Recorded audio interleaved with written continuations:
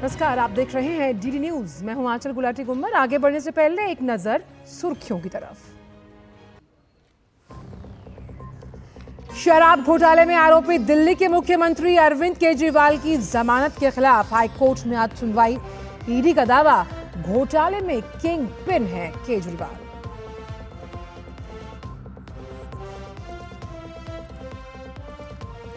दिल्ली में महंगी बिजली पर बीजेपी का हल्ला बोल। सभी 14 बिजली कार्यालयों पर भाजपा का विरोध प्रदर्शन। केजरीवाल के इस्तीफे की मांग की।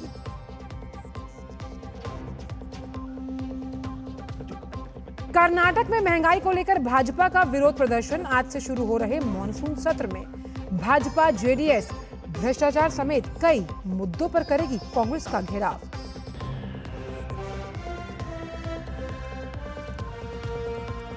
छत्तीसगढ़ के बीजापुर में 7 नक्सली हत्थे चढ़े। 3 लाख के 2 इनामी भी गिरफ्त में। रोड काटने और आईईडी लगाने समेत कई घटनाओं में सक्रिय थे नक्सली।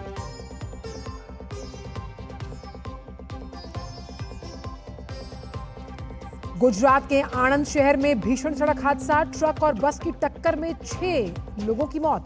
8 घायलों का अस्पताल में इलाज जारी।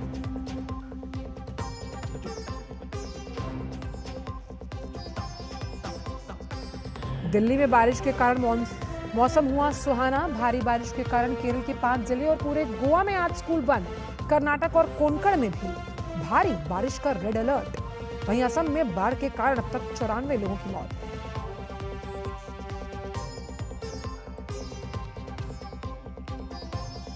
और अर्जेंटीना ने जीता कोपा अमेरिका का खिताब। अतिरिक्त समय में हुए गोल की मदद से कोलंबिया को दी 1-0 से शिकस्त।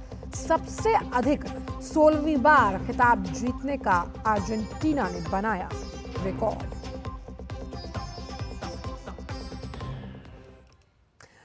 और आइए अब जानते हैं इन सभी खबरों को विस्तार के साथ। अब दिल्ली के मुख्यमंत्री अरविंद केजरीवाल के लिए आज का दिन बेहद खास होने वाला है। दरअसल आज दिल्ली आबकारी नीति मामले में जुड़े मनी लॉन्ड्रिंग केस में दिल्ली हाई कोर्ट में सुनवाई होनी है। आबकारी नीति मामले में ट्रायल कोर्ट ने सीएम अरविंद केजरीवाल को नियमित जमानत दे दी थी और इसके बाद ईडी ने राउज एवेन्यू कोर्ट के इस फैसले को दिल्ली हाई कोर्ट में चुनौती दी थी। ईडी का दावा है कि केजरीवाल पर जल्दबाजी में दिया गया है फैसला। केजरीवाल शराब नीति केस के किंग पिन हैं। घोटाले से मिला पैसा आप पर खर्च हुआ और ईडी की ओर से यह भी दावा किया गया कि साउथ ग्रुप के सदस्यों से 100 करोड़ की रिश्वत केजरीवाल की ओर से मांगी गई। इन दलीलों को सुनने के बाद हाईकोर्ट ने निचली अदालत के फैसले पर फौरी रोक लगाई। ऐसे में यह देखना दिलचस्प होगा कि दिल्ली हाई कोर्ट मुख्यमंत्री केजरीवाल को ट्रायल कोर्ट की ओर से दी गई जमानत के आदेश को बरकरार रखता है या फिर उसे पलटता है। सुप्रीम कोर्ट ने पिछले हफ्ते केजरीवाल को अंतरिम जमानत देते हुए कहा था कि अगर उनकी नियमित जमानत किसी भी तरह लंबित है तो उस पर इस फैसले का असर नहीं होगा।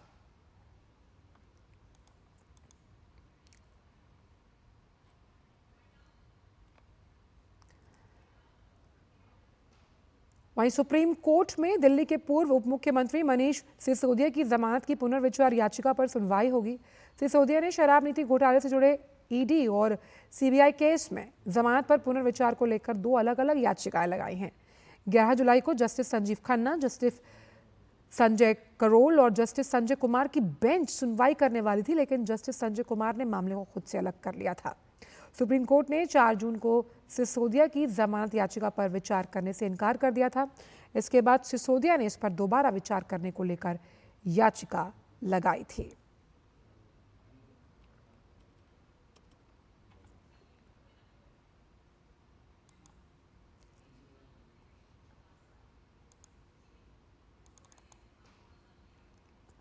दिल्ली के जो मुख्यमंत्री अरविंद केजरीवाल, उनके लिए आज अहम दिन है।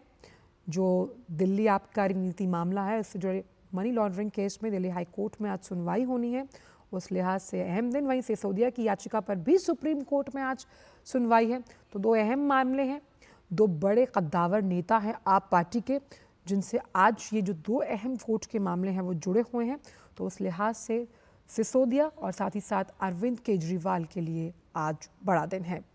और वहीं आबकारी नीति मामले में जो ट्रायल कोर्ट है उसने सीएम अरविंद केजरीवाल को नियमित जमानत दी थी और इसके बाद ईडी ने राउज एवेन्यू कोर्ट ने इस फैसले को चुनौती दी। सीधे चलते हैं विकास के पास, जो कि फोन लाइन पर मौजूद है। विकास, तो आज का दिन अगर अरविंद केजरीवाल की बात की जाए तो बड़ा दिन है साफ तौर पर, क्योंकि दिल्ली के जो मुख्यमंत्री हैं, क्या उन्हें मनी लॉन्ड्रिंग केस में जो दिल्ली हाईकोर्ट में सुनवाई होनी है, क्या जमानत मिलती है या नहीं, ये बड़ी बात होगी। आंचल, उनके लिए बड़ी बात है, लेकिन उनकी जो जेल से बाहर आने का रास्ता है, रिहाई का रास्ता है, वो उतना साफ नहीं है।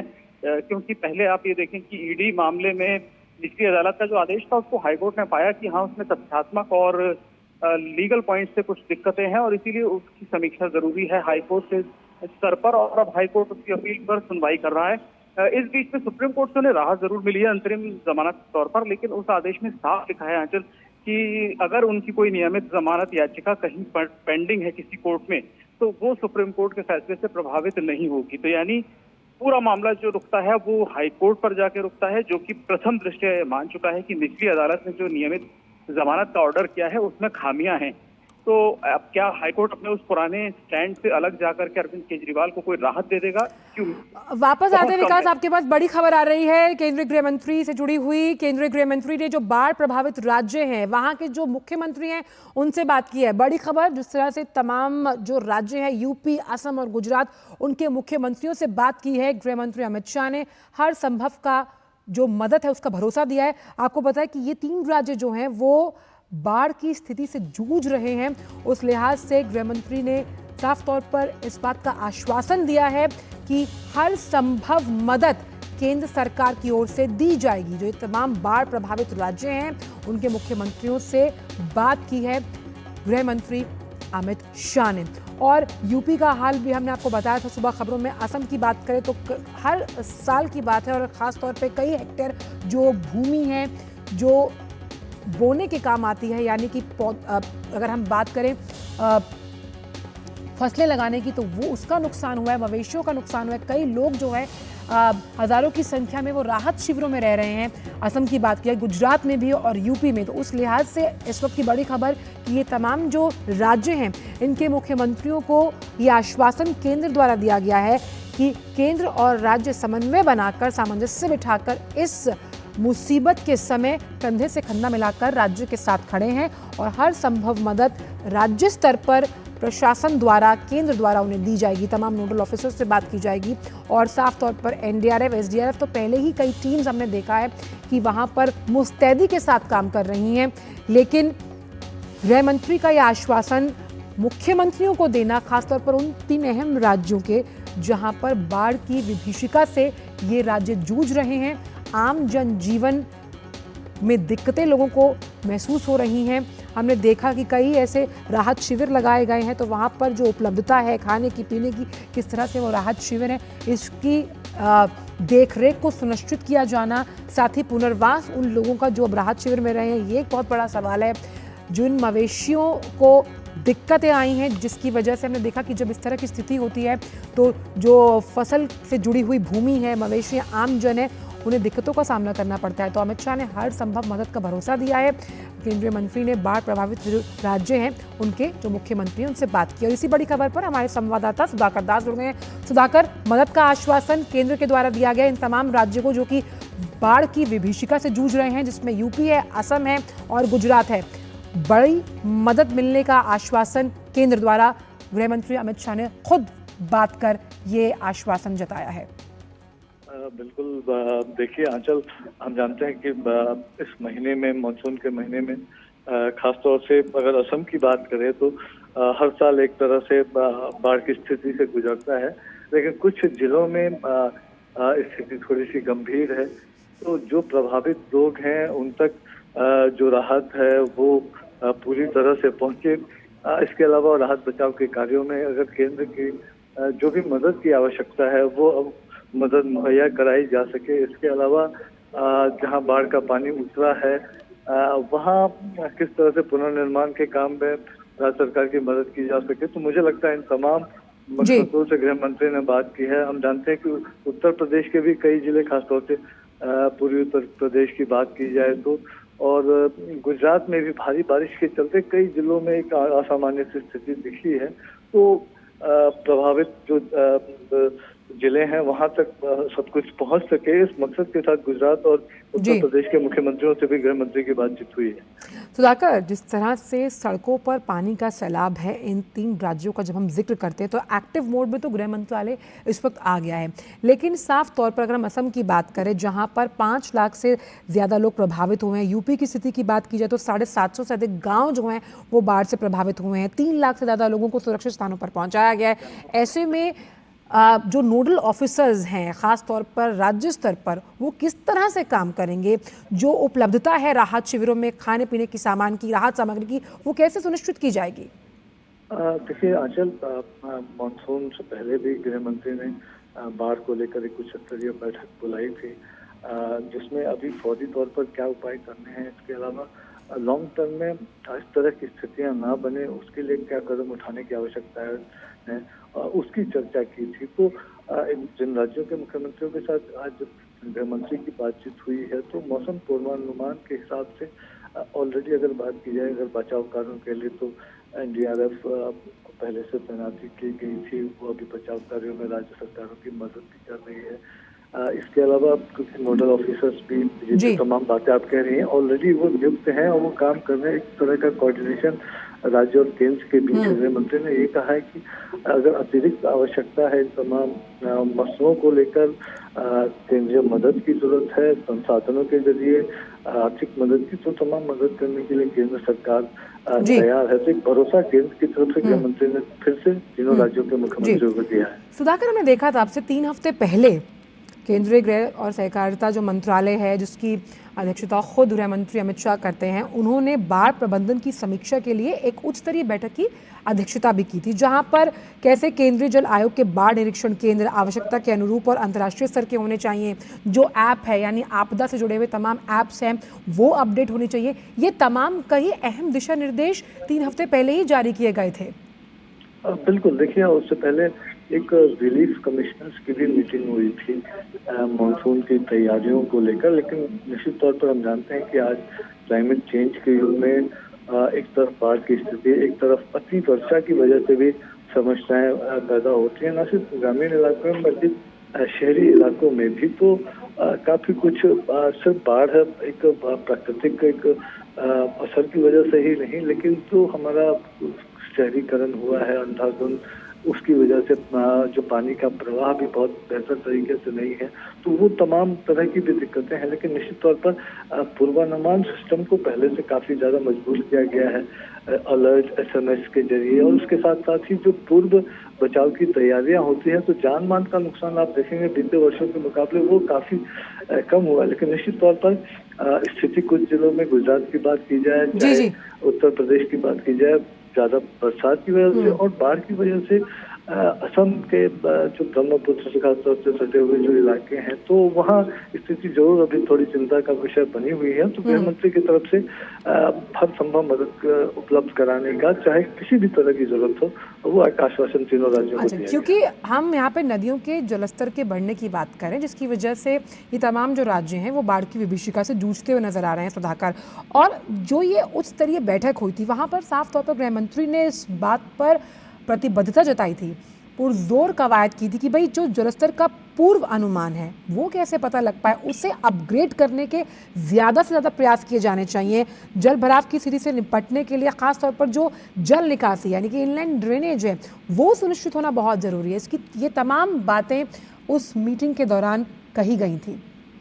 बिल्कुल, देखिए, और खासतौर से शहरों में जो पानी की समस्या है वो खासतौर से जो नालियों की समय पर सफाई न होना और इस तरह की तमाम जो स्थितियां होती है, और पूर्वानुमान की अगर बात की जाए तो देखिए एक स्पष्ट निर्देश गृह मंत्री का था पिछली बैठक में भी केंद्रीय जल आयोग को कि वो एक कोऑर्डिनेशन के साथ IMD के साथ, IMD के पास मौसम का पूर्वानुमान होता है, तो साथ ही साथ कितना कैचमेंट एरिया है, जलाशयों में कितना और पानी आ सकता है, अगर पानी निकालना छोड़ा जाना अनिवार्य है तो उसकी एडवांस एक इंटीमेशन जो स्थानीय जिला प्रशासन या जो भी ब्लॉक्स हैं उनको दिया जाए, ग्रामीणों के साथ, आसपास के इलाकों के उनके साथ सतत कम्युनिकेशन, संवाद हो, ताकि किसी भी तरह की अगर बांध से पानी छोड़ा जाता है तो कोई अनावश्यक स्थिति पैदा ना हो, चिंता की स्थिति ना पैदा हो।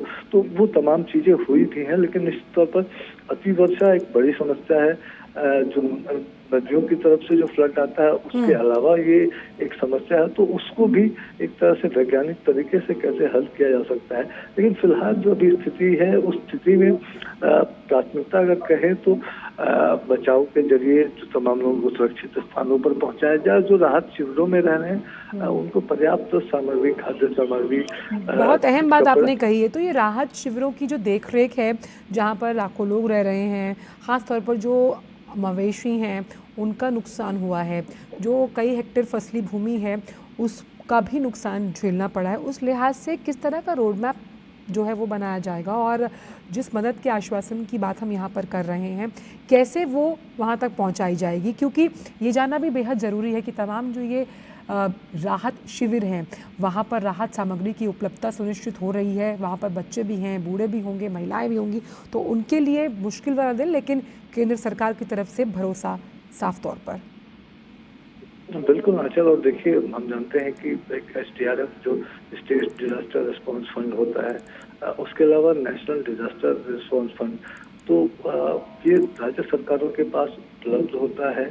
केंद्रीय मदद की भी इसका एक बड़ा कंपोनेंट इसमें होता है। तो ये इस तरह की स्थितियों की तैयारियों के लिए ही राज्य सरकार को ये मुहैया कराई जाती है। और हम जानते हैं कि पिछले 10 वर्षों में अगर किसी एक क्षेत्र में सबसे ज्यादा काम हुआ है तो वो आपदा प्रबंधन का क्षेत्र है। तो पैसे की अगर बात की जाए तो कोई कमी नहीं है, क्योंकि राहत शिविर अगर बनेंगे, वहाँ खाद्य सामग्री की आपूर्ति करनी है, मेडिकल सुविधाएं होनी चाहिए, बरसात का मौसम है, तो इनके लिए तमाम पैसों की आवश्यकता पड़ेगी। तो बावजूद इसके राज्यों के पास अपने संसाधन उपलब्ध है, ऑलरेडी जो एडवांस में केंद्रीय मदद मिली हुई है वो उपलब्ध है। इसके बावजूद भी केंद्र की तरफ से आश्वासन दिया गया है कि और अतिरिक्त मदद की आवश्यकता हो, चाहे मेडिकल टीम्स की आवश्यकता हो, खाद्य सामग्री की आवश्यकता हो, तो वो प्रोवाइड किया जा सकता है।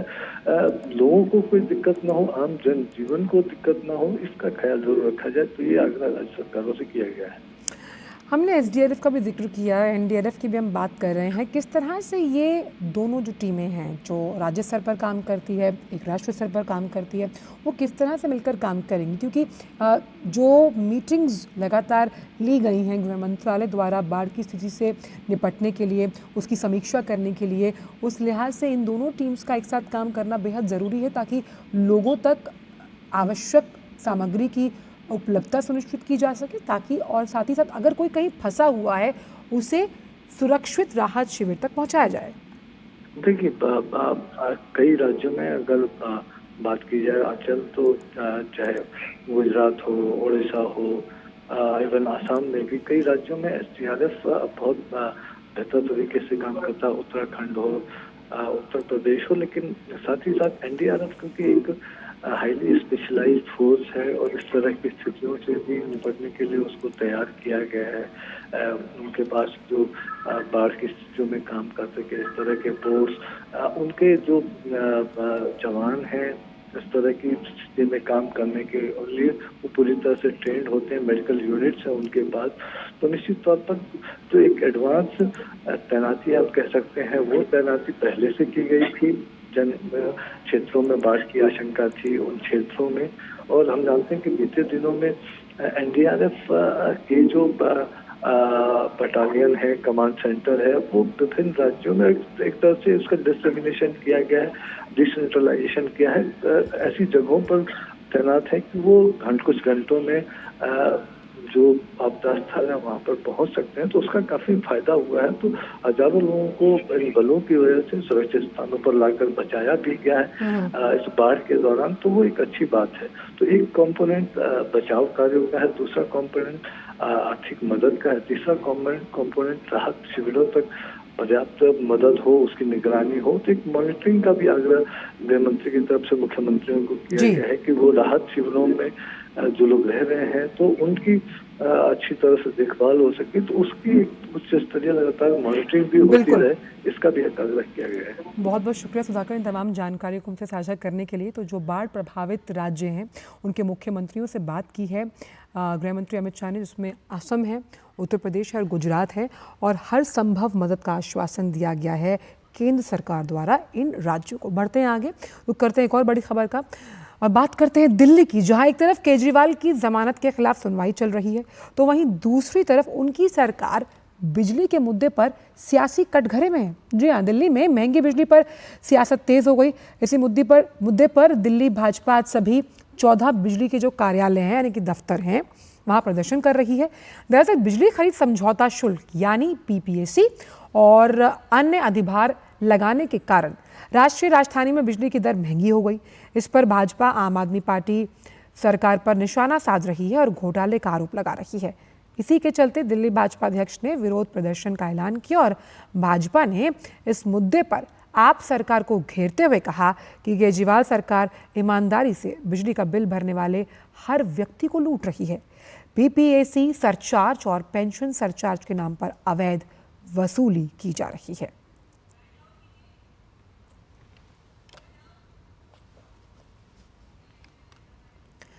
तो बिजली बढ़ोतरी, इसके पीछे दिल्ली में जो तमाम कंपनियां हैं आखिरकार वो क्या तर्क दे रही हैं, इसे भी ग्राफिक्स के जरिए आइए जरा समझते हैं। तो पावर परचेज अग्रीमेंट कॉस्ट के चलते बढ़ाए गए दाम, पीपीएसी की तिमाही रेट में संशोधन के चलते ये बदलाव किया गया है। तो बिजली बढ़ोतरी के पीछे कंपनियां जो तर्क दे रही हैं वो हम आपको समझाने की कोशिश कर रहे हैं। वित्तीय बोझ में ये हालिया बढ़ोतरी जो है, जो बिल में हुई है, वो 1 मई से लागू है, जो कि देना होगा दिल्ली वासियों को। बीआरपीएल उपभोक्ताओं के लिए पीपीएसी बढ़कर 35.83% हुआ, यानी अब 0 से लेकर 200 यूनिट खपत के लिए बेस प्राइस एडजस्टमेंट 3 से 4 रुपये 7 पैसे है। वहीं बीआरपीएल का पीपीएसी 35.83% तक बढ़ा है। तो ये तमाम तर्क जो हैं वो बिजली कंपनियों द्वारा दिए गए हैं। बीवाईपीएल का पीपीएसी 37.75 तक इसमें बढ़ोतरी की गई है। और अगर एनडीएमसी और बात टीडीएल के पीपीएसी की बात की जाए तो वहाँ पर 37.88% की बढ़ोतरी दर्ज की है। एनडीएमसी जो सबसे ज़्यादा जो वीआईपी क्षेत्र हैं वहाँ पर बिजली मुहैया कराती है, वहाँ पर जो पीपीएसी है वहाँ उसमें भी बढ़ोतरी हुई है 38.75। आप समझ सकते हैं कि पावर परचेज एग्रीमेंट कॉस्ट के चलते भाई ये पीपीएसी जो है उसने आपके एसी को अब खूब चलवाया है, लेकिन अब बारी बिल भरने की आ गई है। तो बिजली बढ़ोतरी को लेकर कंपनियों के ये तर्क हैं भाई, और ये हम सबके सामने हैं। और 1 मई से इन्हें रेट्रोस्पेक्टिव हम मान सकते हैं लागू किया गया है। और 2 हमारे संवाददाता इस बड़ी खबर पर हमारे साथ जुड़ गए हैं। दोनों का तारुफ आपसे कराएं। राजेंद्र नगर से मुकेश शुक्ला और बसंत कुंज से जुड़े हुए हैं हमारे संवाददाता चंद्रशेखर। सबसे पहले आपके पास आना चाहेंगे मुकेश, आपके पीछे हम देख सकते हैं कि जिस धरना प्रदर्शन की हम बात कर रहे हैं, जो तमाम जो कार्यालय हैं वहाँ पर बीजेपी कर रही है, लेकिन सवाल मेरा यहाँ पर ये है कि जो तर्क बिजली कंपनियों द्वारा दिए गए, लेकिन पहले तो आप सरकार ने खुद ही कहा था कि भाई 200 यूनिट पर तो फ्री है, अचानक ये जो फ्री की रेवड़ियाँ बांटी, अब उसकी मिठास जो है वो कड़वाहट में घुलती हुई नजर आ रही है तमाम दिल्ली वालों के लिए। आंचल, जिस तरह से रोष प्रदर्शन चल रहा है, हल्ला बोल प्रदर्शन है, 14 जिलों में प्रदर्शन है, और जिस तरह से पीपीएसी चार्जेस और पेंशन सरचार्जेस बढ़ा करके दिल्ली वालों को ठगा गया। और ये बताऊं कि ये यही नहीं रुकेगा, अभी 8% बढ़ाने की और बात चल रही है, यानी 46% तक बढ़ जाएगा, जो 1.5% होता था 2015 में। राजकुमार जी हैं जो आम आदमी पार्टी से इस्तीफा दे करके, उनकी नीतियों से इस्तीफा दे करके आए भारतीय जनता पार्टी के साथ, ये खुद आपको बताएंगे कि किस तरह से आम आदमी पार्टी लोगों को मूर्ख बनाती है। बताइए राजकुमार जी, कैसे ये ठगी हो रही है? देखिए, जो बिजली घोटाला है आज का, दिल्ली सरकार के, अरविंद केजरीवाल की सरकार के बहुत सारे घोटालों की तरह एक नया घोटाला है, और ये मल्टी लेयर घोटाला है। इसमें कोई एक परत नहीं है, बहुत सारी परतें हैं। जैसे पीपीएसी चार्जेज है, ये कभी 1.5% हुआ करते थे और आज इसको बढ़ाकर 37.5% कर दिया गया है। और 1.5% भी जब ले सकती है ये बिजली कंपनियां, तब पीक चार्जेज जब होते हैं, गर्मियां बहुत पड़ती हैं, तब वो ये वसूल सकती है, वो भी उन 3 महीनों के लिए। लेकिन ये 37.5% कर दिया गया और अभी एक तुगलकी फरमान आया है कि 8% और बढ़ा दिया जाएगा, यानी कि करीब 46% हो जाएगा। इसका मतलब ये हुआ कि दिल्ली वालों को करीब करीब अपना दुगना बिल पीपीएससी के सरचार्ज पीपीएससी के नाम पर देना पड़ेगा। और मजे की बात यह है कि ये जो पीपीएससी सरचार्ज है ये सिर्फ गर्मियों में पीक सीजन में लगना चाहिए, लेकिन ये लगातार पूरी साल लग रहा है और साल दर साल लग रहा है, हर महीने लग रहा है और साल दर साल लग रहा है।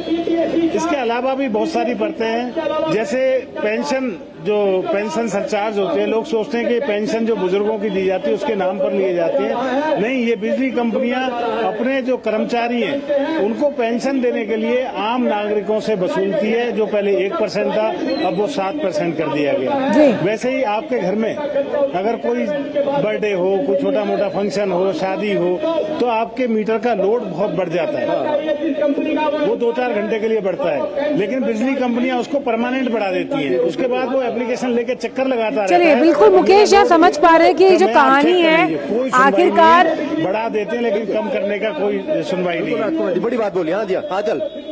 बिल्कुल मुकेश, कहानी है कि भाई किस तरह से अगर अपना खर्चा निकालना है तो उसका बोझ दूसरे पर डाला जाए। हमारे साथ चंद्रशेखर भी मौजूद हैं। चंद्रशेखर, ये जो वादा किया था, जो इरादे थे, वो वादे तो कहीं गुम हो गए, और अब क्या एसी चलाएं दिल्ली वाले या ना चलाएं, ये बहुत बड़ा सवाल है। और दूसरा सवाल मेरा यहाँ पर ये है कि डीईआरसी कह रही है कि भाई हमने तो बेस प्राइस में कोई चेंज किया नहीं है, तो इनके अपने कुछ जो दावे हैं, कंपनियों की जो बयानबाजी है, उसमें भी एक राय नहीं है। नहीं है। और यही बीजेपी का ये जो मार्च हो रहा है, यहाँ पे धरना प्रदर्शन हो रहा है, उनका भी यही कहना है कि जो बिजली कंपनियों को जो मुनाफा हो रहा है इसके चलते, उसका भी ऑडिट कराना चाहिए, उसकी भी जांच करनी चाहिए। और निश्चित तौर पर जिनका कहना है कि इसमें से भी एक घोटाले की जो बू है, जो गंध है, वो आ रही है, और उसका अगर ऑडिट किया जाता है कितना फायदा बिजली कंपनियों को कराया जा रहा है इस सरचार्ज के मुताबिक या पीपीएससी के जरिए, तो उसके बारे में भी यहाँ बातचीत होनी चाहिए। दूसरी तरफ वो ये भी कह रहे हैं कि ये सरचार्ज जो बढ़ाते हैं या पीपीएससी जो बढ़ाते हैं उसको वापस आप नहीं लेते हैं, और ये विशेष परिस्थितियों में लगाया जाता है तिमाही के हिसाब से। तो ये जो है लगातार जो दिल्ली वाले हैं वो सरचार्ज को लगातार दे रहे हैं, क्योंकि अब आवाज नहीं उठ पाती थी, तो इसलिए ये लगातार बढ़ते चले जा रहे थे। और लोगों को जिस प्रकार से लगलाया गया था कि मुफ्त बिजली दी जा रही है, तो वो भी कहीं ना कहीं एक कारण रहा होगा। लेकिन अब जिस प्रकार से मुखर होकर के बीजेपी लगातार 14 ऑफिस में इसको लेकर के जा रही है, जनता के बीच में जा रही है, उनसे बात कर रही है, और यही चीज यहाँ भी देखने को मिल रही है। और महरौली जिले के जितने भी जो कार्यकर्ता हैं बीजेपी के या जिला अध्यक्ष हैं, वो भी यहाँ पर पहुंचे हुए हैं। और यही जनता के बीच सवाल है कि ये जो सरचार्ज और पीपीएससी जो लगाया जा रहा है, इसको वापस क्यों नहीं लिया जाता, और विशेष परिस्थितियों पर लगाया जाने वाला ये कर जो है लगातार दिल्ली की जनता जो है वो ढो रही है। और 37% की बात की, जैसा मुकेश ने भी कहा कि 8% की उसको बढ़ाने की बात हो रही है, तो ये 45 के आसपास भी जा सकता है। जी। तो लगातार ये जो अगर जिसमें अगर इस प्रकार से बढ़ोतरी हो रही है, तो उसका खामियाजा जो है वो दिल्ली की जनता क्यों भरे, इसकी प्रॉपर प्लानिंग क्यों नहीं है, इसका होमवर्क क्यों नहीं है, और इसको लेकर के जो सिस्टमेटिक तरीके से होना चाहिए था, जैसे कि पीपीएससी है, तो अगर खरीद में भी उतार चढ़ाव आ रहा है, तो उसको भी कंट्रोल करने का काम दिल्ली सरकार को कहीं ना कहीं देखना चाहिए था। और बिजली कंपनी को अगर इसका फायदा हो रहा है, तो निश्चित तौर पर ये सीधे तौर पर जो ईमानदारी से अपना जो बिजली का बिल भर रहे हैं, उनकी जेब में चोरी है, और उनको इसका खामियाजा उठाना पड़ रहा है। अभी हमने कुछ लोगों को यहाँ पे देखा जो आए हुए थे, उनका कहना था कि एक बल्ब वो जलाते हैं और लाख रुपए उनके पास एक जो है वो बिजली का बिल आया। अरे मुझे वो दिन याद आ रहा है चंद्रशेखर, मैं मुकेश के पास आती हूँ। मुकेश, मुझे वो दिन याद आ रहा है जब दिल्ली वाले यूपी वालों को नाक चुड़ाते थे कि भाई देखिए 200 यूनिट हमारे यहाँ फ्री है, हम खुल के एसी चलाते हैं। लेकिन ये बहुत शॉर्ट लिव्ड रहा, और साफ तौर पर जिस वेलफेयर स्टेट का दावा लेकर आप पार्टी राजनीति में आई कि भाई बिजली, पानी, ये तमाम वो सुविधाएं हैं मूलभूत जो कि मुफ्त मिलनी चाहिए, लेकिन मुफ्त क्या जो सामान है उसकी इतनी बड़ी कीमत दिल्ली वालों को चुकानी होगी, ये नहीं पता था। पूर्वी और सेंट्रल दिल्ली में रहने वालों के लिए कीमत बढ़ी है, लेकिन दक्षिणी और पश्चिमी दिल्ली की अगर बात की जाए तो वहां नया टैरिफ है। तो ये क्या गोरख धंधा है पूरा? बिल्कुल, ये देखिए अपने टैरिफ के नाम पे लोगों को चीट करते हैं। जैसा राजकुमार जी ने बताया, अभी आप लोगों ने बड़ी बात बताई, कुछ लोगों को ये शिकायतें मिली कि भाई BSES से कि आपका मीटर जो है वो ओवरलोड हो चुका है, यानी आपको अपनी कंजप्शन बढ़ानी है, तो मीटर को ओवरलोड के नाम पर आपने उनसे और पैसे ले लिए, और जिसका 1 किलोवाट का था या 2 kW का था उसका 5 kg कर दिया गया, यानी रेंडमली आपको बढ़ा दिया गया, आपको खबर ही नहीं है। और वो कुछ पर्टिकुलर दिन के लिए या कुछ पर्टिकुलर समय के लिए होता था, लेकिन गुमराह पब्लिक को पता नहीं है, पब्लिक से पैसे ले लिए, उनका मीटर चेंज कर दिया, उनकी कंजम्पशन चेंज कर दी। उसके बाद उन्होंने बताया कि पेंशन चार्जेस के नाम पे, PPSC के नाम पे, यानी ये तमाम वो चीजें हैं जो जनता से छुपाई गई, अलग अलग टैरिफ बनाए गए, जोड़ो तो कम निकलता है, बिजली का बिल ज्यादा आ रहा है। तो ये किस तरह की पूरी राजनीति है, ये समझना बड़ा मुश्किल हो रहा है जनता को। राजकुमार जी से इसी पे ब्रीफ दूंगा। सर, जो आप बता रहे थे कि ये लैप्सेस हैं, टैरिफ भी अलग अलग है, अलग अलग इलाके के, वहां पर कैसे चीट करें? अलग अलग हैं। जैसे मैं समाज सेवक और जनप्रतिनिधि के साथ साथ एक दुकानदार भी हूँ। आप देखिए कि जो कमर्शियल यूनिट का रेट है दिल्ली में हरियाणा और उत्तर प्रदेश से ज्यादा है। आज आप देखिए कि दिल्ली का जो व्यापारी है, जो व्यवसायी है, वो कमाएगा क्या और बचाएगा क्या। तो दिल्ली में लगता है कि वो फ्री कर रखी है, एक्चुअली उसके नाम पे बाकी लोगों से लूट मचा रखी है। और फ्री वाले बिल अभी आप देखेंगे सरचार्ज के बाद, PPSC के बाद, कि अगले महीनों में आने वाले में जितने फ्री थे पहले उससे आधे हो जाएंगे। बिल्कुल। तो ये जो और मीटर ओवरलोड जो चार्जेस ले रहे हैं, PPSC जो चार्जेस ले रहे हैं, ये करीब इस आपके बिल को दुगना कर रहा है। और चलिए, ये तो खैर ये बात जो बता रहे हैं कि डबल देने पड़ रहे हैं, अतिरिक्त बोझ, डबल बोझ की बात है जो सीधा जो कंज्यूमर्स हैं दिल्ली वासियों पर पड़ रहा है। चंद्रशेखर, इस पर आप पार्टी का क्या कहना है? आखिरकार जो इस मंत्रालय से जुड़े लोग हैं, जब हम ऊर्जा की बात करते हैं, आखिर वो उनका क्या कहना है इतने बड़े मसले पर जो अचानक से रेट्रोस्पेक्टिव 1 मई से सीधा लागू कर दिया गया ये चार्ज, जिसको अब भुगतना होगा दिल्ली वासियों को? देखिए, कहीं ना कहीं ये इस तरीके से भी हो सकता है, क्योंकि जिस प्रकार से फ्री के नाम पर जो बिजली दी जा रही थी, उसमें भी अगर आप देखिए बीच में ये बात भी उठी थी कि ये बिजली कंपनियों को जो पैसा दिया जाना है वो भी बकाया है। तो इसलिए भी दिल्ली गवर्नमेंट को ये लगा होगा कि ये पैसा वो किस प्रकार से लेकर के जाएंगी। केंद्र सरकार से भी लगातार उनको निर्देश दिए गए थे कि जो बिजली के जो बिल के बकाया की बात होती है, जो कंपनीज को देना है, उसका भी एक सिस्टमेटिक तरीके से उसको बनाया गया है, तैयार किया गया है, तो उसमें भी किस तरह की कोई कोताही ना बरती जाए। तो अब जिस प्रकार से राजनीतिक घटनाक्रम भी बढ़ा, कुछ लोगों ने इसको इस प्रकार का भी नाम दिया कि उसके बाद से भी जो है आम आदमी पार्टी ने एक के बाद एक टैक्सेस लगाने शुरू किए और बिजली का बिल देना भी शुरू किया। जो कल तक फ्री बिजली की बात कर रहे थे, अब वो लोग भी कह रहे हैं कि उनके घर में भी बिजली के बिल जो है वो आने शुरू हो गए। तो दूसरी तरफ कांग्रेस की जहां तक बात है, वो एक इंडिया गठबंधन उनके साथ है, लेकिन यहां पर भी वो भी इसी मुद्दे पर उनको घेरते हुए नजर आ रही है कि किस प्रकार से वो टैरिफ को बढ़ा रहे हैं और किस प्रकार से लोगों की जेब में जो है वो वहां से डाका डाला जा रहा है। बीजेपी को भी इस प्रकार से स्टैंड लेना पड़ा है, क्योंकि जिस प्रकार से लगातार जो चार्जेस है वो बढ़ रहे हैं, लोगों की जेब कट रही है, लोगों के पास जो है बिल पहुंच रहे हैं और सरचार्ज भी इसमें ज्यादा हो रहा है। तो ये एक तरीके से मान के चलिए कि चुनाव लड़ने की बात आती है तो दोनों ही पार्टियां साथ में हैं, लेकिन अभी इस वक्त जो है वो आपस में ही उनके बीच में भी काफी उलझ रहे हैं और काफी एक दूसरे को लेकर के बात वो चल रहा है। निश्चित तौर पर बीजेपी ने जिस प्रकार से इसको मुकर आकर के मुद्दा बनाया है और जिस प्रकार से लोगों के बीच हो गई है, यहाँ पे भी काफी संख्या में भीड़ जो है वो खड़ी हुई है, तो उसको देखते हुए भी लग रहा है कि अब जो आम आदमी सरकार है या आम आदमी पार्टी है, उनको भी सोचने पर मजबूर होना पड़ा होगा। वो भी एक तरीके से बैकफुट पर जरूर आएंगे। ये सोचना होगा कि ये जो प्राइस लगातार बढ़ते जा रहे थे, अब तक इस पे कोई प्लान नहीं लगा था, इसको वापस लेने की बात नहीं हुई थी, तो एक कहीं ना कहीं एक राजनीतिक दबाव भी हो सकता है, एक सामाजिक दबाव भी हो सकता है, और जिस प्रकार से इसको मुद्दा बनाया गया, निश्चित तौर पर आप ये इसको कम करने की बात की तरफ भी आम आदमी पार्टी सरकार सोच सकती है। चलिए, तो साफ तौर पर आज सभी बिजली कार्यालयों पर जो बीजेपी का विरोध प्रदर्शन है वो जारी है, लेकिन इसका खामियाजा आम जनता को झेलना पड़ेगा। बहुत बहुत शुक्रिया मुकेश आपका और चंद्रशेखर आपका इस मुद्दे पर तमाम अपडेट्स जो हैं वो साझा करने के लिए। और अब बात करते हैं कर्नाटक विधानसभा की, जहां मॉनसून सत्र आज से शुरू हो रहा है और कई मुद्दों की वजह से सत्र हंगामेदार रहने के आसार हैं। कथित तौर पर मुख्यमंत्री सिद्धरामैया और उनके परिवार से जुड़े हालिया मूडासाइट घोटाला समेत कई मुद्दों के सामने आने के साथ 9 दिवसीय सत्र में भाजपा सदन में कांग्रेस को घेरने की कोशिश करेगी। हाल ही में बेंगलुरु में आयोजित भाजपा और जेडीएस की समन्वय समिति की बैठक में केंद्रीय मंत्री HD कुमारस्वामी और प्रहलाद जोशी, विपक्ष के नेता आर अशोक और अन्य शामिल हुए। दोनों गठबंधन सहयोगियों ने फैसला किया कि सरकार को दोनों सदनों में घेरा जाए। मुडा घोटाले के अलावा विपक्ष महर्षि वाल्मीकि निगम घोटाला, राज्य में कानून और व्यवस्था की स्थिति और महंगाई के मुद्दे पर कांग्रेस सरकार को घेरने की कोशिश करेगी। कर्नाटक की भाजपा इकाई ने राज्य में विभिन्न जगहों पर राज्य सरकार के विरोध में प्रदर्शन किए। भाजपा ने आरोप लगाया कि राज्य की कांग्रेस सरकार ने बेतहाशा दामों में वृद्धि की है। भाजपा ने कहा कि कांग्रेस सरकार आम आदमी, किसान, दलित और आदिवासी विरोधी है।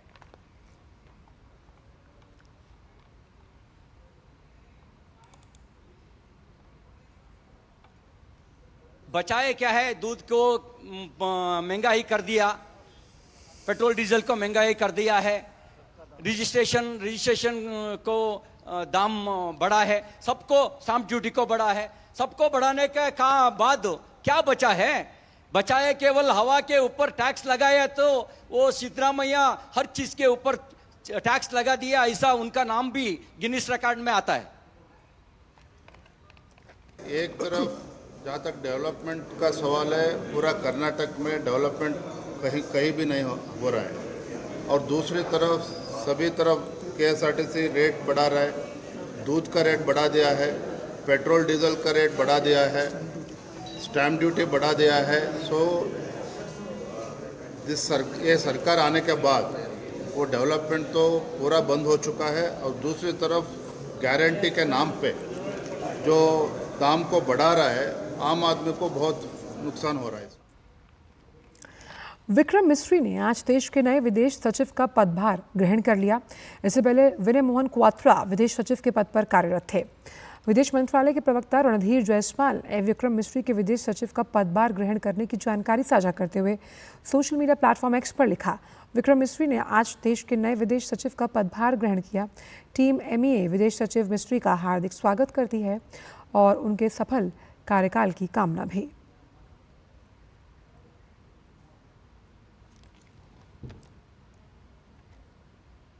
खबर बिहार से है, जहां नीट पेपर लीक कांड के मुख्य आरोपी संजीव मुखिया की जमानत याचिका पर आज सुनवाई होगी। CBI की स्पेशल कोर्ट में मामले की सुनवाई दोपहर 12 बजे के बाद होने की संभावना है। आरोपी ने कोर्ट में लिखित आवेदन देकर बताया कि उसका इस मामले में कोई लेना देना नहीं है। संजीव मुखिया का कहना है कि उसे मामले में जबरदस्ती फंसाया जा रहा है, इसीलिए उसने अग्रिम जमानत की याचिका दी है। उत्तराखंड में आज भाजपा प्रदेश कार्य समिति की पहली बैठक होगी, जिसमें बद्रीनाथ और मंगलौर विधानसभा उपचुनाव की हार और आगामी निकाय चुनाव की रणनीति पर मंथन किया जाएगा। देहरादून के ग्राफिक एरा यूनिवर्सिटी परिसर में आयोजित होने वाली प्रदेश कार्य समिति की बैठक में कैबिनेट मंत्री मनोहर लाल खट्टर समेत प्रदेश प्रभारी दुष्यंत गौतम, मुख्यमंत्री पुष्कर सिंह धामी, केंद्रीय राज्य मंत्री अजय टम्टा, सह प्रभारी रेखा वर्मा, प्रदेश अध्यक्ष महेंद्र भट्ट, प्रदेश महामंत्री संगठन अजय कुमार समेत पार्टी के मंत्री, विधायक विशेष रूप से शामिल होंगे। इसके अलावा प्रदेश से लेकर मंडल स्तर के लगभग 1350 पदाधिकारी बैठक में भाग लेंगे। बैठक में जुलाई के अंत से आरंभ होने वाली संगठन से जुड़ी चुनावी प्रक्रिया जो है उसको लेकर चर्चा होगी। इसके साथ ही 3 राजनीतिक प्रस्तावों पर चर्चा होनी है, जिसमें मुख्यमंत्री धामी के 3 साल का कार्यकाल और प्रदेश सरकार के विकास कार्यों, निकाय चुनाव और लोकसभा में 5 सीटें जीतने पर प्रधानमंत्री नरेंद्र मोदी का धन्यवाद प्रस्ताव जो है उस पर चर्चा की जाएगी। उसके साथ ही जिन बूथों पर पार्टी ने अच्छा प्रदर्शन किया, वहां के कार्यकर्ता को सम्मानित किया जाएगा।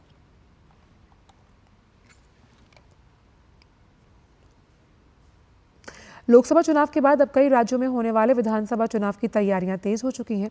सभी राजनीतिक दलों की ओर से बैठकों का दौर शुरू हो चुका है।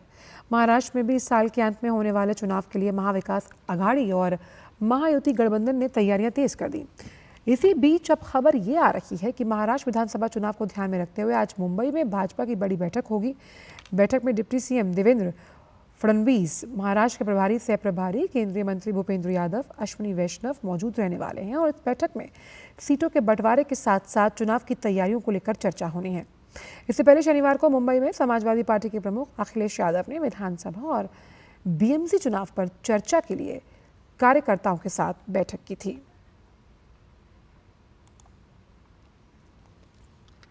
छत्तीसगढ़ के बीजापुर जिले में सुरक्षा बलों की संयुक्त टीम को बड़ी सफलता हाथ लगी। सुरक्षा बलों ने थाना तर्रेम क्षेत्र के अंतर्गत आने वाली छुटवाई के जंगल से 7 नक्सलियों को पकड़ा। 7 नक्सली लंबे समय से माओवादी संगठन में सक्रिय रूप से कार्यरत थे और इनमें से 2 इनामी माओवादी भी शामिल हैं। इनामी माओवादियों में मिलिट्री प्लाटून नंबर 9 के सदस्य पर 2 लाख का इनाम है और काम्स के अध्यक्ष पर 1 लाख का इनाम था। वैधानिक कार्रवाई के बाद पकड़े गए सभी माओवादियों को न्यायिक रिमांड पर न्यायालय में पेश किया गया और ये सभी माओवादी मार्ग अवरुद्ध करने, आईईडी ब्लास्ट करने, रोड काटने, बैनर पैम्फलेट लगाने जैसी घटनाओं में शामिल रहे हैं। खबर गुजरात के आनंद जिले से, जहां भीषण सड़क हादसे में 6 लोगों की मृत्यु हुई है। अहमदाबाद वडोदरा एक्सप्रेसवे पर ट्रक और लग्जरी बस की टक्कर में 6 लोगों की मौत हुई, जबकि 8 अन्य लोग गंभीर रूप से घायल। सभी घायलों को इलाज के लिए अस्पताल में भर्ती कराया गया।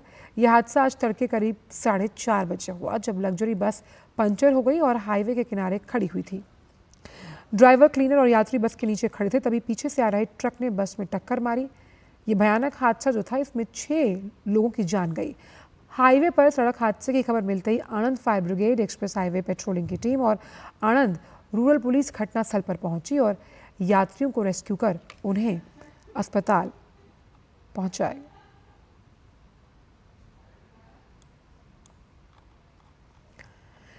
कर्नाटक सरकार ने कावेरी नदी से तमिलनाडु को 1000 मिलियन क्यूबिक मीटर पानी के बजाय केवल 8000 क्यूसेक पानी छोड़ने का फैसला किया।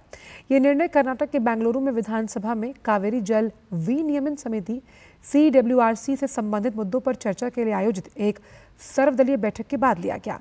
बैठक में मुख्यमंत्री Siddaramaiah, deputy CM DK Shivakumar, BJP नेता CT रवि और राज्य के अन्य प्रमुख नेता शामिल हुए। विधानसभा में एक सर्वदलीय बैठक के बाद कर्नाटक के सीएम सिद्धरमैया ने कहा कि पानी नहीं छोड़ना चाहिए, पानी छोड़ना और पहले अपील करनी चाहिए। वहीं इस मुद्दे पर कर्नाटक के deputy CM DK Shivakumar ने कहा, बहुत शुरुआती चरण में नियामक प्राधिकरण ने एक बैठक की थी। हमारे पास 30% पानी की कमी है। हम निगरानी समिति के समक्ष अपील करेंगे। फैसले का सम्मान करना होगा और अपने किसानों के हितों की भी रक्षा करनी होगी। At a very early stage, the regulatory authority had conducted a meeting. Normally, they used to conduct at the end of this month or it is on August. But unfortunately, they have conducted and they have given decision that 1 TMC of water has to be given. We are shortage by about 30% of water. We are appealing before the monitoring committee. But at the same time, we want to respect the decision of the regulatory authority also. So we will try to justify our stand. We have to protect our interest also. We have to respect them also. केंद्रीय गृह राज्य मंत्री नित्यानंद राय ने रविवार को कश्मीर घाटी में नियंत्रण रेखा LOC पहुंचकर स्थानीय निवासियों से मुलाकात की। ये जानकारी BSF कश्मीर ने एक्स पर साझा की है। पोस्ट के जरिए उन्होंने बताया कि कश्मीर के अग्रिम इलाकों के लगातार दौरे में गृह राज्य मंत्री नित्यानंद राय ने नियंत्रण रेखा के पास रहने वाले स्थानीय लोगों के साथ बैठक की और BSF और स्थानीय प्रशासन के समन्वय के साथ इन क्षेत्रों के समग्र विकास पर जोर दिया। इस आधिकारिक दौरे के दौरान नित्यानंद राय ने नीरू गुरेज सेक्टर में ऊंचाई पर स्थित इलाकों का भी दौरा किया।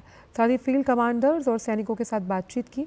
इसके अलावा उन्होंने सुरक्षा व्यवस्था और अग्रिम क्षेत्र संरचनाओं में बुनियादी ढांचे और परिचालन उपकरणों की अतिरिक्त आवश्यकताओं की भी समीक्षा की।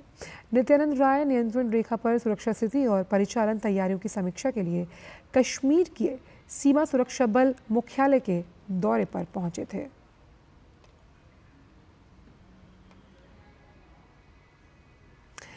NTA 19 जुलाई को CUET UG के प्रभावित उम्मीदवारों के लिए दोबारा परीक्षा आयोजित करेगा। इस संबंध में NTA ने नोटिस जारी किया। ये परीक्षा 1000 से ज़्यादा अभ्यर्थियों के लिए आयोजित की जाएगी। आपको बताएं कि NTA ने 7 जुलाई को CUET UG 2024 की अस्थायी उत्तर कुंजी जारी की। 19 जुलाई को होने वाली ये परीक्षा कंप्यूटर CBT मोड में आयोजित की जाएगी।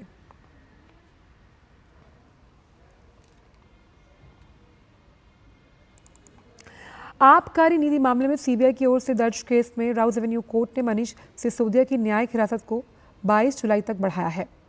मनीष सिसोदिया को वीडियो कॉन्फ्रेंसिंग के माध्यम से कोर्ट में पेश किया गया था।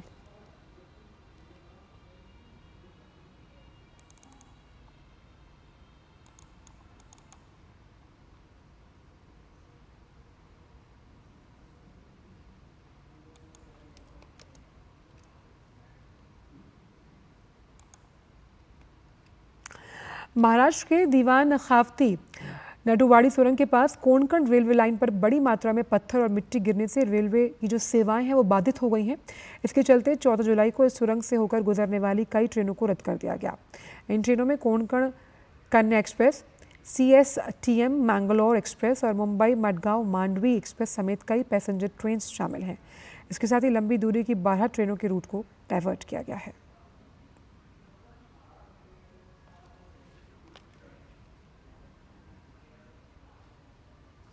देश के कई हिस्सों में मानसून की बारिश का सिलसिला जारी है। भारत मौसम विज्ञान विभाग ने सोमवार और मंगलवार को मध्य महाराष्ट्र के कई क्षेत्रों में भारी बारिश की चेतावनी दी। भारी बारिश के चलते महाराष्ट्र के कई हिस्से प्रभावित हुए हैं। राज्य की उल्हास, कुंडलिका, अंबा, सावित्री, पातालगंगा नदियां खतरे के निशान से ऊपर बह रही हैं और कई जिलों में जल जमाव की स्थिति देखी जा रही है। रत्नागिरी जिले में रेड अलर्ट जारी किया गया और पुणे, कोल्हापुर, सतारा, सिंधुदुर्ग और रायगढ़ सहित जिलों के लिए ऑरेंज अलर्ट जारी किया गया है। मुंबई में सुबह 6:30 बजे 3 मीटर से ज़्यादा उच्च ज्वार आया और फिर दोपहर 12:15 बजे निम्न ज्वार होगा।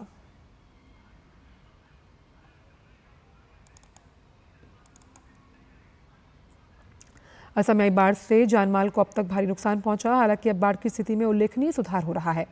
राज्य में बाढ़ प्रभावित आबादी घटकर 5.9 लाख रह गई है। वहीं हालांकि अगर देखा जाए तो 2 और लोगों की बाढ़ के चलते मृत्यु हुई है और इसके साथ ही इस साल बाढ़ में मरने वालों की संख्या बढ़कर 94 हुई।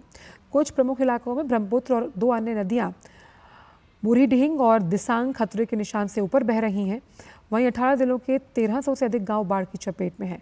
कछार जिले में ही करीबन 1 लाख से ज़्यादा लोग प्रभावित हैं, जो अन्य सभी जिलों से सबसे ज़्यादा है।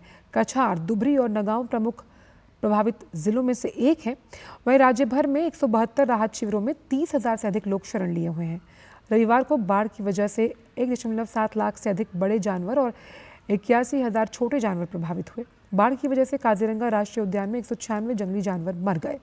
अब तक कुल 143 जानवरों को बचाया गया और हाल ही में असम बाढ़ में डिब्रू सेखोवा राष्ट्रीय उद्यान में शरण लेने के दौरान डोडिया मेमोरा और डोडिया कुली गांव के 3 निवासियों पर एक तेंदुए ने हमला कर दिया था।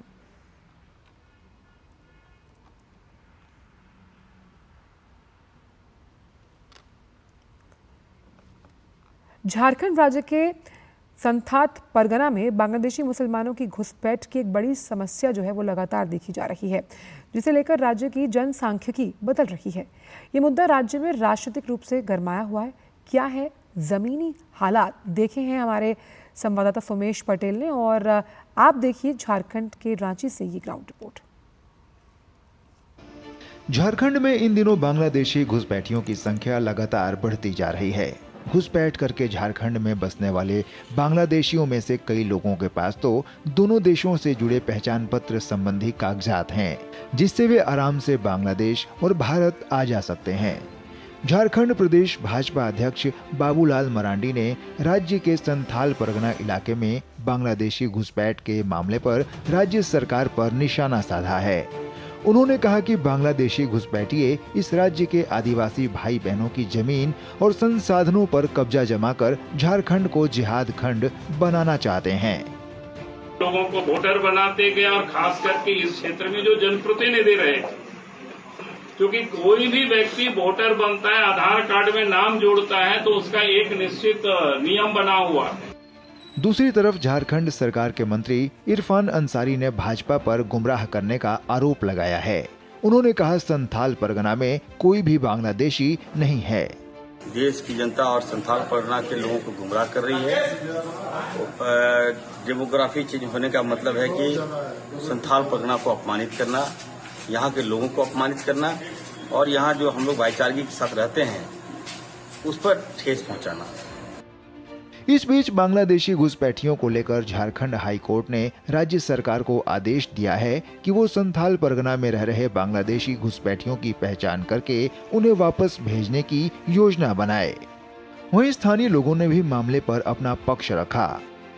काफी चिंताजनक है। हमको तो लग रहा है जो पाकिस्तान बांग्लादेश बंटवारा जो हुआ और एक गलियारा की तैयारी थी, वो गलियारा आज तैयार। ये लोग रिश्ता बना लेता है, यहाँ आके रिश्ता बनाने के बाद लोग वहीं से आधार कार्ड रिश्ते से बनता है। ये लोगों का चेन लगल है बांग्लादेश से। हम लोग का यहाँ लोकल का जीना कठिनाई हो जाती है और सरकार को इसमें बहुत कड़ा एक्शन लेना चाहिए। झारखंड राज्य के 5 जिलों की डेमोग्राफी तेजी से बदली है। पिछले 3 दशकों में बांग्लादेश से लाखों की तादाद में घुसपैठिए साहिबगंज, पाकुड़, दुमका, गोड्डा और जामताड़ा जिलों के अलग अलग इलाकों में आकर बसे हैं। 2001 की जनगणना के मुताबिक संथाल परगना के पाकुड़ जिले में आदिवासियों की आबादी 46% थी, जो 2011 की जनगणना के अनुसार 4% घटकर महज 42% रह गई। वहीं मुस्लिम आबादी 33% थी, जो 2011 की जनगणना के अनुसार 3% बढ़कर 36% तक पहुंच गई है। बांग्लादेश बॉर्डर करीब होने के वजह से ऐसे कई पॉइंट्स हैं जहां से पश्चिम बंगाल से होते हुए झारखंड में दाखिल हुआ जा सकता है। बीजेपी ने कहा है कि झारखंड के संथाल परगना में बांग्लादेशी मुसलमानों की घुसपैठ की वजह से राज्य की पूरी तरह से डेमोग्राफी बदल रही है। Somesh Patel, TD news, Ranchi, Jharkhand.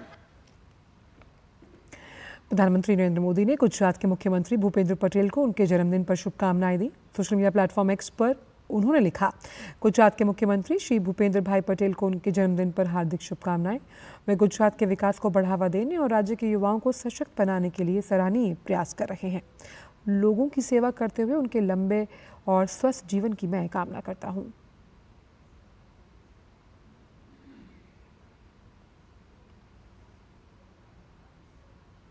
KP Sharma Oli आज नेपाल के प्रधानमंत्री पद की शपथ ले रहे हैं। इस पर प्रधानमंत्री नरेंद्र मोदी ने सोशल मीडिया प्लेटफॉर्म एक्स पर पोस्ट कर लिखा, नेपाल के प्रधानमंत्री के रूप में आपकी नियुक्ति पर बधाई। हम दोनों देशों के बीच मित्रता के गहरे संबंधों को और मजबूत करने और हमारे लोगों की प्रगति और समृद्धि के लिए पारस्परिक रूप से लाभकारी सहयोग को और विस्तारित करने के लिए मिलकर काम करने के लिए तत्पर हैं। मिले जुले वैश्विक संकेतों के बावजूद भारतीय सूचकांक निफ्टी आज 4,550 से ऊपर उच्च स्तर पर खुला। सेंसेक्स और निफ्टी दोनों बढ़त के साथ खुले। बाजार की शुरुआत में सेंसेक्स 231 अंक चढ़कर 80,751 के लेवल पर कारोबार करता हुआ नजर आया। वहीं निफ्टी 73 अंकों की बढ़त के साथ 24,575 पर कारोबार कर रहा था। वहीं अगर प्रमुख शेयर इंडेक्स की बात करें तो मिड कैप और स्मॉल कैप में तेजी नजर आ रही है। वे आईटी जो सेक्टर है वो चार्ट्स को लीड करता हुआ नजर आ रहा है।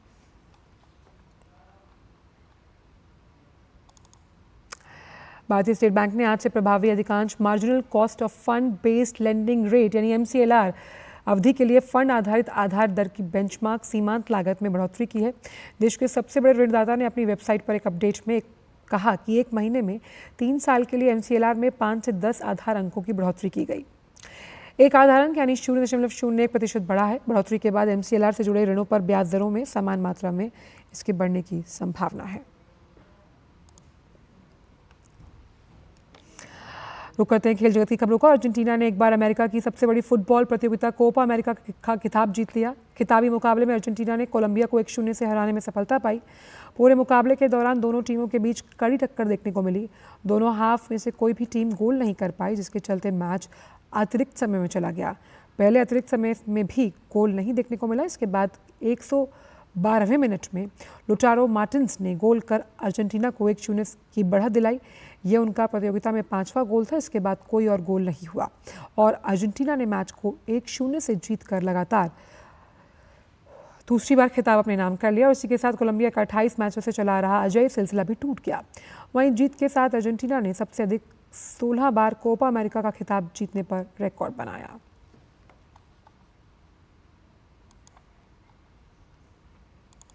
स्पेन ने यूरो कप का खिताब जीत लिया। रोमांचक खिताबी मुकाबले में युवा स्पेनिश टीम ने इंग्लैंड को 2-1 से हराने में सफलता पाई और जीत के साथ स्पेन ने 12 साल बाद यूरो कप का खिताब अपने नाम किया है। रविवार की देर रात बर्लिन में जब स्पेन और इंग्लैंड की फुटबॉल टीम यूरो कप के खिताबी मुकाबले के लिए मैदान पर उतरी, उनकी नजर इतिहास रचने पर थी। एक तरफ इंग्लिश टीम पहली बार यूरो खिताब जीतना चाहती थी, तो वहीं स्पेनिश टीम की नजर चौथी बार खिताब जीतकर प्रतियोगिता की सबसे सफल टीम बनने पर लगी हुई थी। मैच की शुरुआत से दोनों टीमों के बीच कड़ी टक्कर देखने को मिली, जिसके चलते पहले हाफ में कोई भी टीम गोल नहीं कर सकी। हालांकि दूसरे हाफ की शुरुआत में ही निको विलियम्स ने यमल से मिले पास पर गोल करके स्पेन ने 1-0 से बढ़त बना ली। मैच के 73वें मिनट में इंग्लिश टीम ने कोल पाल्मर के गोल की मदद से मुकाबले को बराबरी पर ला दिया। 86वें मिनट में स्पेन के मिकेल ओयाज़रबल ने गोल करके टीम को 2-1 की रोमांचक जीत दिला दी। दूसरी तरफ लगातार दूसरे यूरो कप फाइनल में मिली हार से इंग्लिश कोच गैरेथ साउथगेट थोड़ा निराश तो नजर आए, लेकिन उन्होंने टीम के प्रदर्शन पर संतुष्टि भी जताई। स्पेन की इस जीत के साथ ही उनके समर्थकों ने जश्न मनाना शुरू कर दिया। मैड्रिड में हजारों की संख्या में स्पेनिश टीम के समर्थक ऐतिहासिक सिबिलिस फाउंटेन पर एकत्रित होकर मैच का आनंद लिया। टीम की जीत के साथ ही फैंस ने जश्न मनाना शुरू कर दिया। फैंस टीम की ऐतिहासिक उपलब्धि पर नाच रहे थे। ये जश्न पूरी रात चलता रहा। स्पेन ने प्रतियोगिता में बगैर कोई मुकाबला गंवाए खिताब अपने नाम कर लिया। फैंस का मानना है कि टीम की ये जीत आने वाले भविष्य का संकेत है। यह बहुत बड़ी बात है। अपने देश के लिए यूरो कप जीतना एक अनोखी बात है। ऐसा अक्सर नहीं होता। यह एक सुखद अनुभूति है। आप इस एहसास को दोबारा नहीं हासिल कर सकते। यह सब वाकई बहुत रोमांचक था।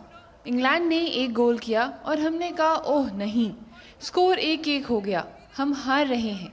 लेकिन फिर अंत में जो हुआ वो बहुत रोमांचक था। मैं बहुत खुश हूँ। इस जीत के साथ स्पेन ने 12 साल बाद यूरो कप का खिताब अपने नाम कर लिया। वहीं ये उनका चौथा यूरो कप खिताब भी है। इससे पहले उन्होंने 1964, 2010 और 2012 में खिताबी जीत हासिल की थी। इसी के साथ वो सबसे अधिक बार यूरो कप जीतने वाली टीम बन गई है। Sports desk, DD news.